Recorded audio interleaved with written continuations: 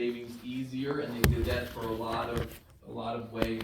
They made small employers have to provide retirement accounts, which was pretty cool. They made it so it's a lot easier to participate in those accounts even if you're a part-time employee.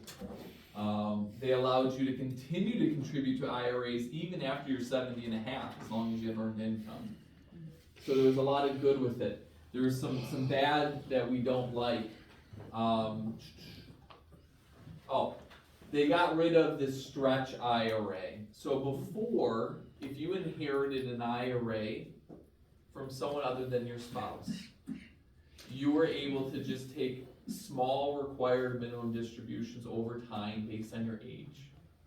So if I inherited my dad's IRA, my RMD might be like 1% this year. And in 10 years, maybe I only have to take out 2% because I'm fairly young. And so these IRAs would grow tremendously over time because you only required to take small percentages out. The IRS said, no, we're gonna get rid of that. If you inherit an IRA or a 401k from someone other than your spouse, you have to empty that account in 10 years. So let's say mom and dad leave you $2 million, fantastic.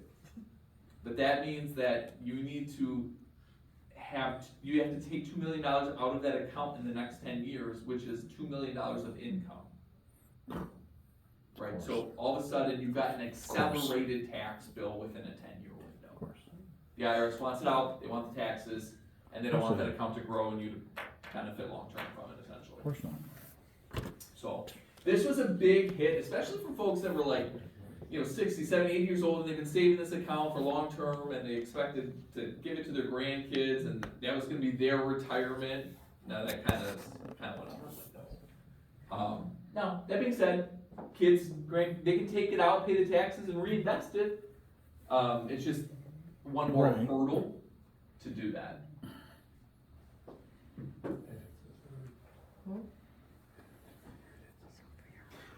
This is key here for this age group.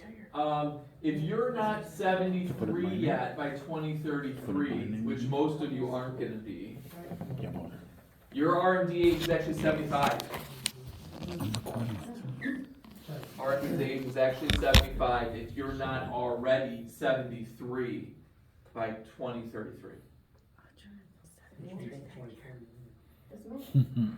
That's when it starts.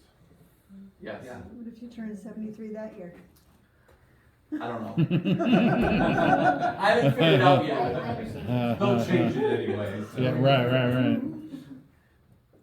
I have a quick question on the 529. So if there's money left over, you can convert 35,000 into a Roth.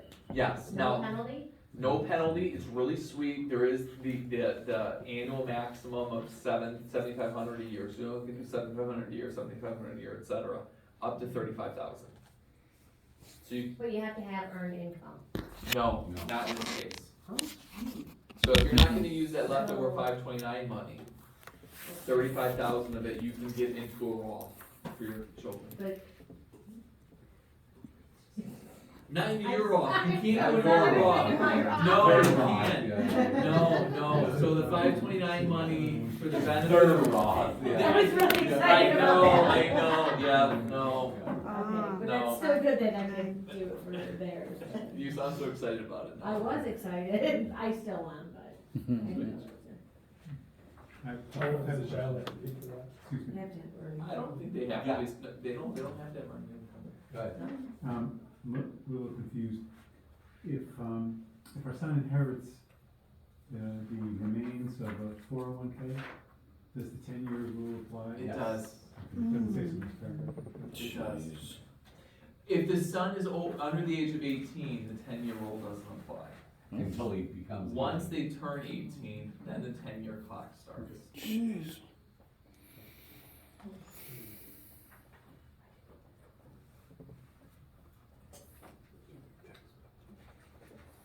Well, at least the 18-year-old could not pay a lot of taxes on it, right? Because hopefully, instead of making the real transfer.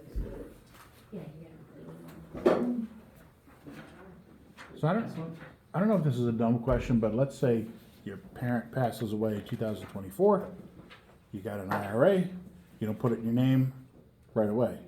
When does the 10-year clock start? It's supposed to be the year that they pass away. Rats. Well, takes care of that. But what if, like, you do, like probate, or say they didn't have a will or a trust or anything, what if there's all sorts of complications? Yeah, I don't know. Okay. I don't. Your tax professional might be more specific. That's a nuance, I'm not sure. I would think that if you miss that RMD, For whom, me? here's what I think the answer is. You need to take that RMD that you missed. So you gotta take 2 this year, because you missed last year's. But there's not gonna be a penalty, because you didn't know you had it. It wasn't in your name yet, et cetera. But if there was an RMD that you needed to take, you needed to take it, and the 10-year clock starts when they passed away. Got it. So we have to take a required minimum distribution from an inherited. If they've already started taking their required minimum distribution, right? If the deceased person already started their RMD, Yeah. then you need to continue taking an RMD, and you have 10 years to empty the account. So there's 2 rules involved. Okay. You do have to continue the RMD, and Thank you. and you have to empty the account in 10 years. Jeez. I do have a question too. Page 42, beginning in 2025, in the year a participant reaches ages 60 to 63, the catch-up increases to the greater of 10,000 or 150,000% of the age 50 catch-up amount.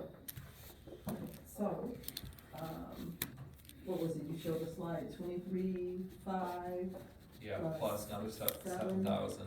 so, Yeah, so you're able to put another 3,500 on top of that, approximately.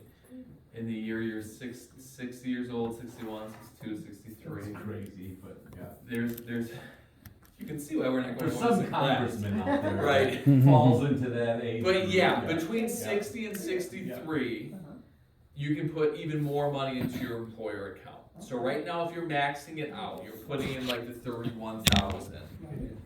You can put in like another 4,000 a year for If that. you're between 60 and 63. Yeah, Okay, and this is, I'm sorry.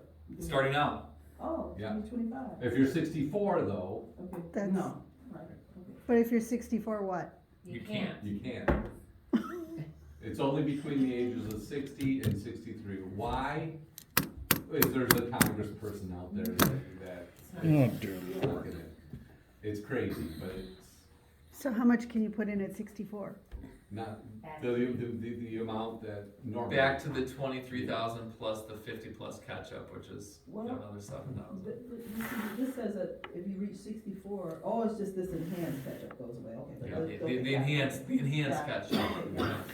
Okay, so this is for the year 2025, January, Yeah. it started, right? So I'm 63 years old. I can put money in this year. Okay. Next year, Hmm. I'm out. Of the enhanced catch up. Of the So you get a enhanced. year Okay, benefit. okay. Yeah. Ooh, well, this wasn't publicized, I mean, I really didn't. No, you know what, well, to be fair, it's because Okay. it's been, Arissa's had a disaster trying to, trying to regulate this. It's a mess, right? Okay, so I'm 49, this is the amount I can put in, I'm 50, this is the amount I can put in, 63, I can put in this amount, at 65, it changes again. And so they need to make sure that these 401k plans can administer these rules correctly. And this law passed, 3 or 4 years, 20, I think. they've been kicking the can down the road in terms of allowing this. Okay. Because the 401k plan and 403b plan, providers have been like, hey, we're having a really hard time administering these rules. And so that's why there hasn't been much talk about it, because it's been a problem. Okay. First time I saw it. Yeah, why it's there, I couldn't tell you. So, So at 64, how much can you contribute to these accounts? 23 plus 7,500. So 30,000. 500. 30,500. This is We're gonna do that anyway. Pull out that much money. Okay, let's transition to social security. Okay. Matt's favorite topic.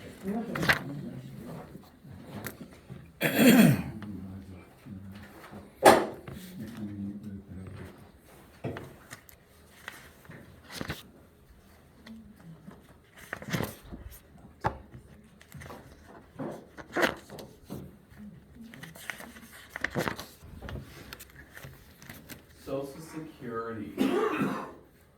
A big mistake, starting to collect at the wrong age. So it's a big, Huge it's a big benefit, so you wanna make